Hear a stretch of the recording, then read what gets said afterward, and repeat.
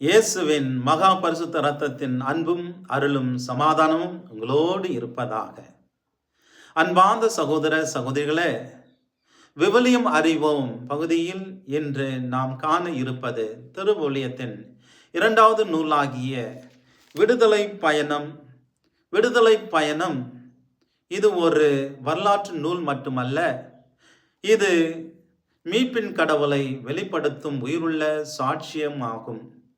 விடுதலை பயணம் என்றால் வெளியேறுதல் என்று பொருள். இந்த நூல் இஸ்ராயல் மக்கள் எகிப்தின் அடிமைத்தனத்தில் இருந்து விடுதலை பெற்ற நிகழ்வை விவரிக்கின்றது. விடுதலை பயணத்தின் முதல் பகுதி அதிகாரம் 1 முதல் 18. இப்பகுதியில் இஸ்ராயல் மக்கள் எகிப்தில் அடிமைகளாக ஒடுக்கப்பட்டதையும் அவர்கள் துன்பத்தில் கடவுளை நோக்கி அழைப்பதையும் விவரிக்கின்றது. அவர்களின் அழுகுரலை கேட்ட கடவுள் மோய்சனை தேர்ந்தெடுத்து விடுதலைக்கான செயல்பாட்டை தொடங்கினார் என்பதை விவரிக்கின்றது.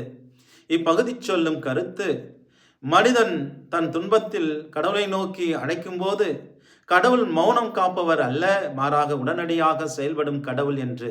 அடுத்த பகுதி அதிகாரம் 3 முதல் 15 இப்பகுதியில் எரியும் புதாரின் வழியாக கடவுள் தன்னை வெளிப்படுத்தி மோய்சனிடம் பேசினார் என்று, நாமே இருக்கின்றவராய் இருக்கின்றோம் என்று வெளிப்படுத்தினார்.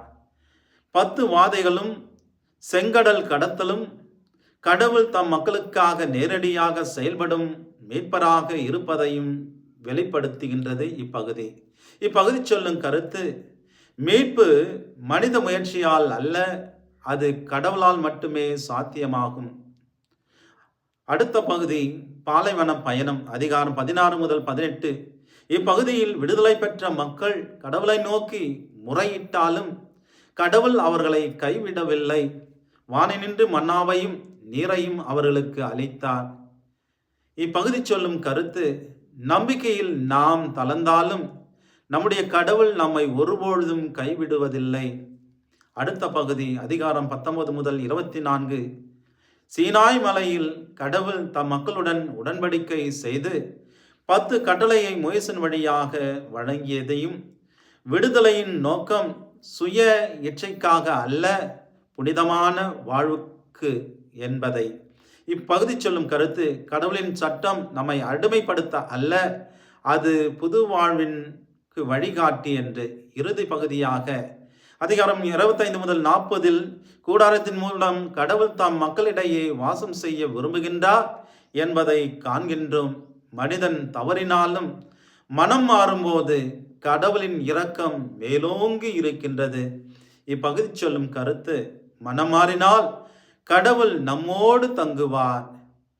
விடுதலை பயணத்தினுடைய மைய கருத்து, கற்றுத்தரும் உண்மை, நம் கடவுள் தம் மக்களை அடிமைத்தனத்திலிருந்து மீட்டு புனித வாழ்வுக்கு அழைத்து என்றும் அவர்களுடன் வாசம் செய்யும் விரும்பும் அன்புள்ள கருணையுள்ள கடவுள் என்று.